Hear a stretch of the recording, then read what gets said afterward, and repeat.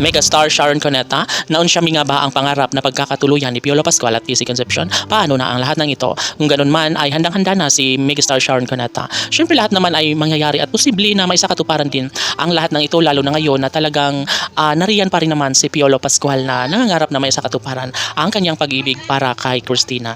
Siyempre, isang pag-ibig na dapat ay maisakatuparan, isang pag-ibig na dapat ay kaya ang lahat ng ito ay nais naman na mabigyang katuparan ang lahat. Siyempre, susubukan at ilalaban ni Piolo Pascual ang lahat sa kanilang pagmamahalan. Ngayon nga ay nais ni Piolo Pascual na magkaroon ng pagtatagumpay sa relasyon ni Piolo Pascual at Kissy Concepcion. Siyempre, magiging happy ang lahat, magiging happy ang buong daigdig, lalo na ngayon na nariyan pa rin naman ang isang pag-ibig para sa pagmamahalan ni Piolo at Kissy.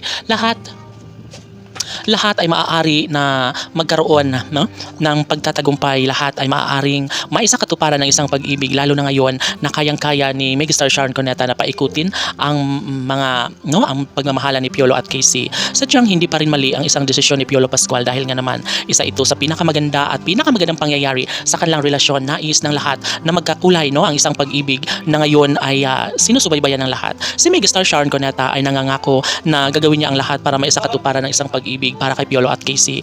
At si Megastar Sharon Cuneta ay kahit na palagay niya ay nauon siya misa sa ngayon, ngunit darating din talaga ang pagkakataon na magkaroon din ng kasagutan ng lahat na maisakatuparan ang kanyang pinakapangarap na pagsasama nilang dalawa ni Piolo at Kissy, ang pagbuo ng sariling pamilya ni Christina at Papa P. Ito talaga ang mga pangyayari na nais na maisakatuparan ni Megastar Sharon Cuneta. Palagay ng lahat ay kaya namang tupdin ni Piolo at Kissy, ang lahat. At syempre, hindi naman siguro papayag ang taong bayan na basta na lang naman natili ang sakit na nadarama sa puso ni Piolo at Kissy. Syempre, ang kanilang pagkakatuluyan ay nais na ibahagi sa lahat na magkaroon talaga ng magandang pangyayari lalo na ngayon na talaga nga namang si Piolo at Kissy ay porsigido at hindi siya papayag na mawala ang kanilang pagmamahalan ni Piolo at Kissy. Syempre, iba pa rin kapag darating ang panahon, iba pa rin ang pag-ibig na talaga nga namang nagbibigay kilig at saya sa lahat.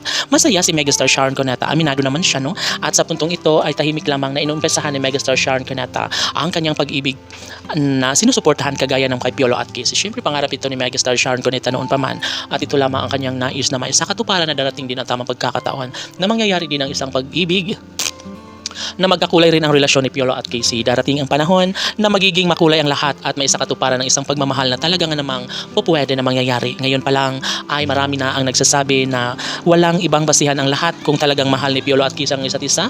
Bakit hindi na lang madaliin ang kanilang kasal, Sabi nga ni Megastar Sharon Cuneta na nagtataka lamang umano siya ngayon dahil hindi pa rin naman nakapagdesisyon si Piolo at Kissy kung kailan mangyayari ang kanilang pag-iisang dibdib na pinakainasahan ni Megastar Sharon Cuneta at ng taong bayan. Kissy, PG Fanatics, laban!